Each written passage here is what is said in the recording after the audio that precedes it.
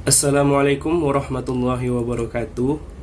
Kami dari kelompok 2 mata kuliah Manajemen Aset dan Liabilitas Bank Syariah yang terdiri dari kelompok 2 yang berisikan anggota Muhammad Fikri, Adelina Maisofi, Ilvia Laniza, Febi Awalia Wardani, dan Sidik Bonarpane. Oke, di sini kami akan membahas materi mengenai Earnings and Investment Management. Materi pertama akan saya jelaskan mengenai pengertian earnings management. Earnings management atau investment atau manajemen laba adalah suatu tindakan yang mengatur laba sesuai yang dikehendaki. Tindakan earnings management sebenarnya didasarkan pada berbagai tujuan. Artinya, tindakan earnings management dilakukan dengan motivasi tertentu. Kemudian Sugiri membagi definisi manajemen laba menjadi dua, yaitu yang pertama dilihat dari definisi yang sempit. Manajemen laba dalam hal ini hanya berkaitan dengan metode akuntansi. Artinya, manajemen laba didefinisikan sebagai perilaku manajer untuk bermain dengan komponen discretionary accruals dalam menentukan besarnya laba. Kemudian dilihat dari definisi luas.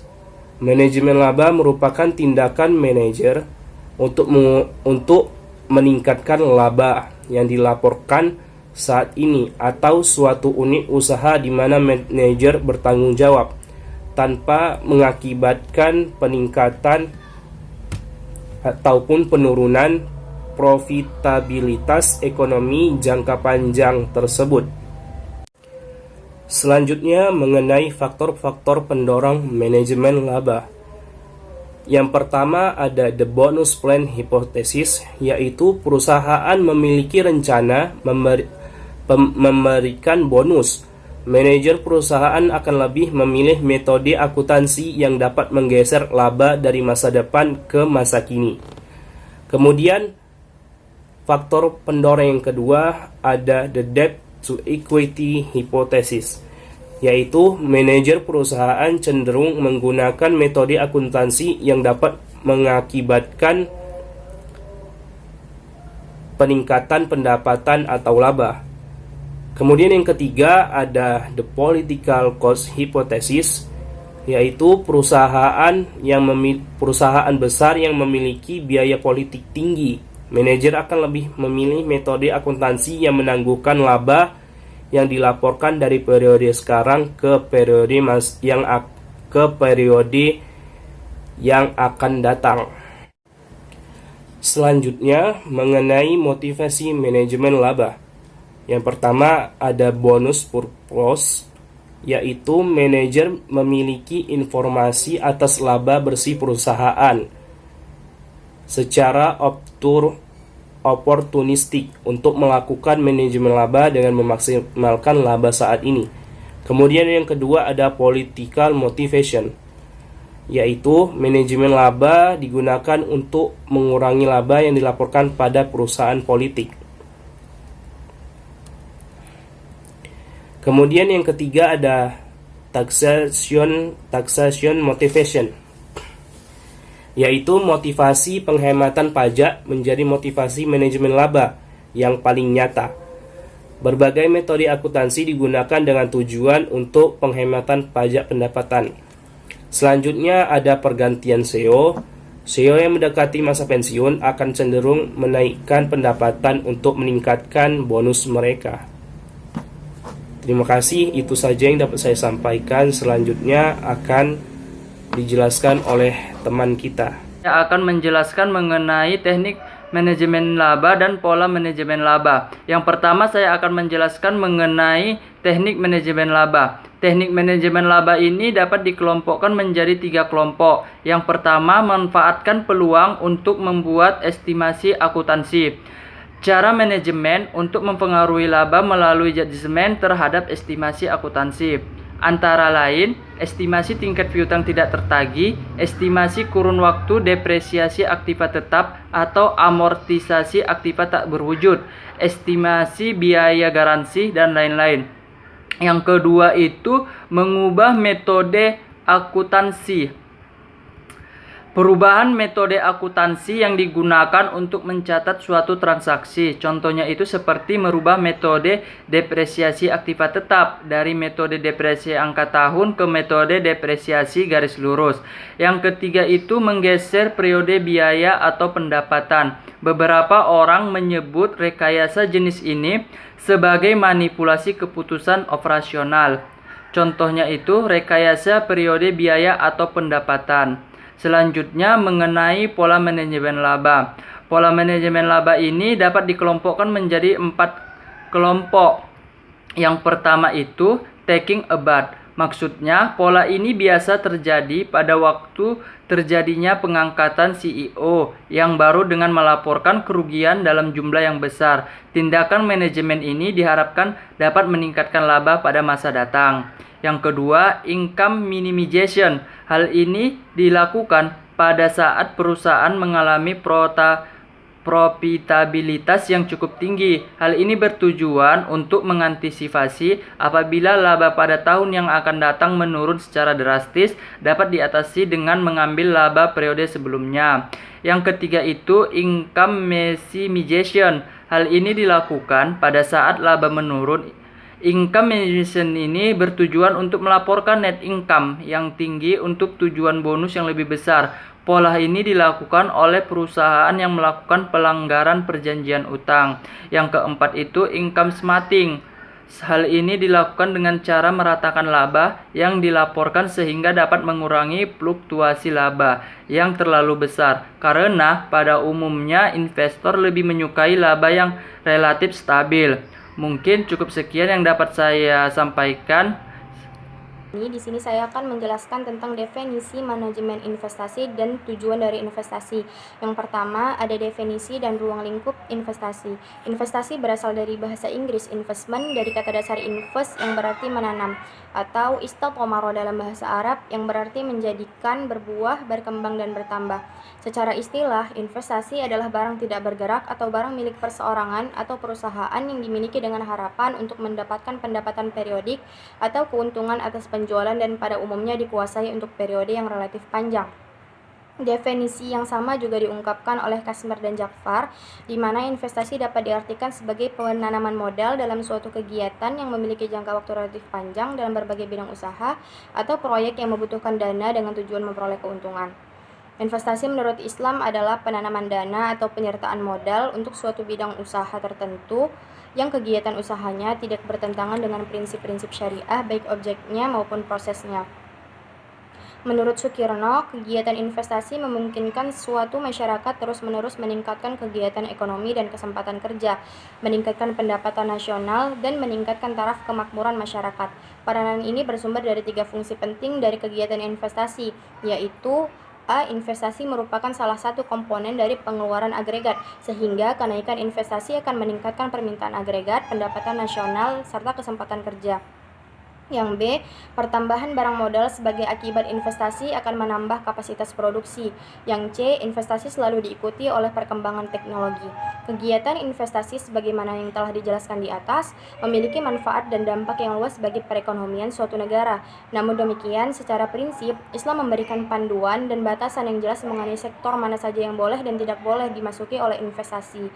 Tidak semua investasi yang diakui hukum positif diakui pula oleh syariat Islam. Oleh sebab itu, agar investasi tersebut tidak bertentangan, maka harus memperhatikan dan memperhitungkan berbagai aspek, sehingga hasil yang didapat sesuai dengan prinsip syariah.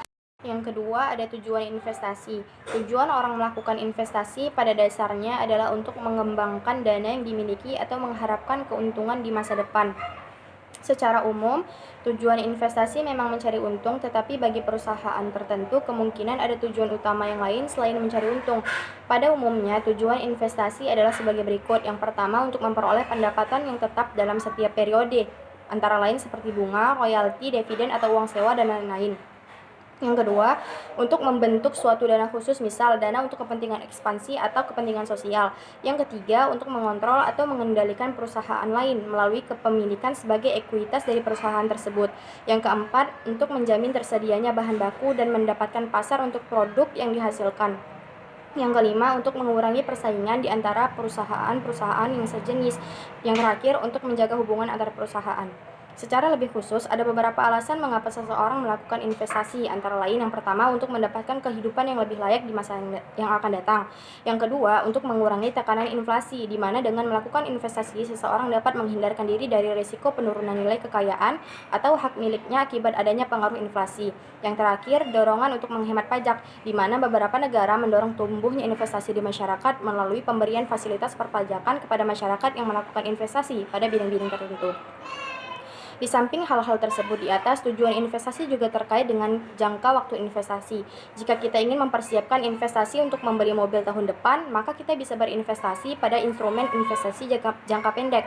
Investasi jangka pendek bisa memilih deposito, karena deposito dapat memberikan kepastian hasil dalam jangka waktu yang relatif pendek.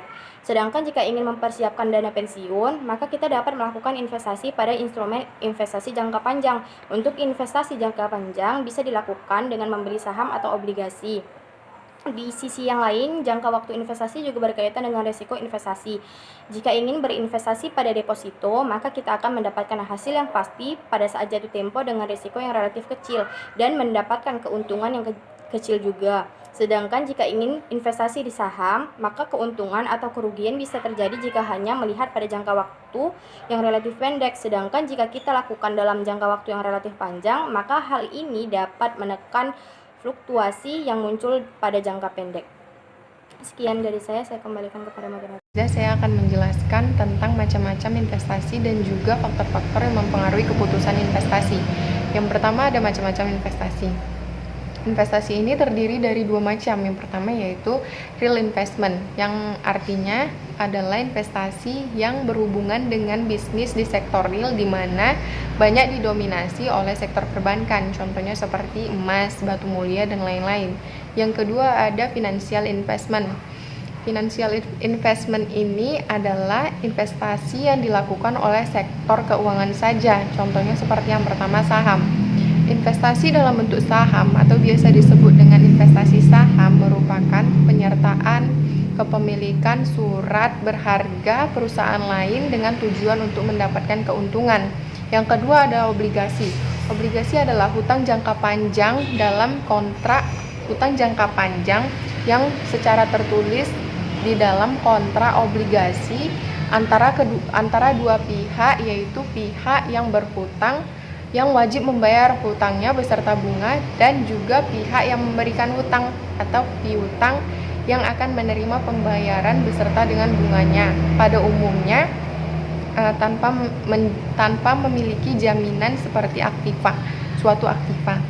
Yang ketiga ada reksadana. Reksadana adalah sertifikat yang menjelaskan bahwa pemilik uang ini menitipkan uangnya untuk digunakan sebagai modal dalam pasar uang atau pasar modal.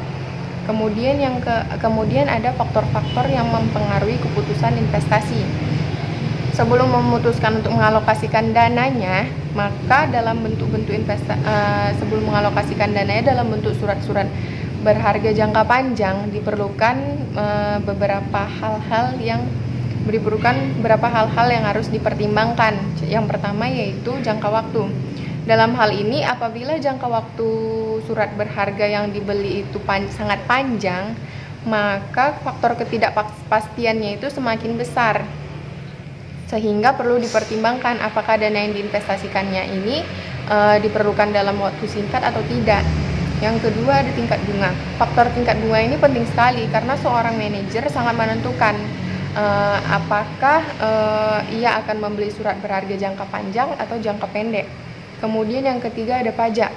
Jenis pajak untuk setiap surat berharga jangka panjang ini berbeda-beda. Tentu saja manajer akan memperhitungkan surat berharga dengan pajak yang minimum serta keuntungan yang maksimum. Kemudian yang keempat, mudah dipasarkan atau tidak. Nah, kalau surat berharga yang dibeli ini tidak mudah dipasarkan, maka akan kesulitan apabila ingin menjualnya kembali. Kemudian yang kelima, kualitas dan keamanan.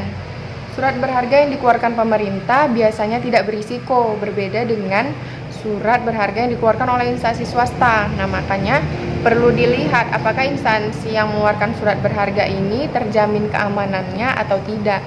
Kemudian yang keenam, harapan di masa mendatang. Nah, apakah surat berharga tersebut mempunyai prospek yang baik sehingga kalau membelinya tidak akan merugikan. Apabila dinilai suatu surat berharga itu mempunyai harapan yang bagus di masa mendatang, maka keputusan investasi pada surat berharga tersebut semakin mantap. Kemudian yang ketujuh, diversifikasi. Seorang manajer perlu mengetahui diversifikasi dari surat berharga sehingga dalam menentukan pilihan banyak alternatif yang dapat dikemukakan. Di samping itu, investasi pada bermacam-macam surat berharga juga mengurangi tingkat risiko kerugian yang harus ditanggung. Sekian dari saya. Di sini saya akan menjelaskan proses investasi dan studi kasus. Proses investasi merupakan manajemen yang paling mendasar bagi seorang investor dalam melakukan investasi. Proses manajemen investasi menurut Fabozzi mempunyai 5 langkah, yaitu 1. Menetapkan sasaran investasi. 2. Membuat kebijakan investasi. 3. Memilih strategi folio. 4. Memilih aktiva. 5. Mengukur dan mengevaluasi kinerja. Secara lebih sederhana dan praktis, dalam proses manajemen investasi, investasi dapat dilakukan dengan 5 langkah-langkah sebagai berikut. 1. Perencanaan portofolio. 2. Analisis portofolio. 3. Membentuk portofolio. 4. Evaluasi portofolio. 5. Revisi portofolio. Selanjutnya yaitu studi kasus. Studi kasus investasi adalah pembelian mesin printing pada PT Raja Digital Printing Samarinda untuk dijalankan.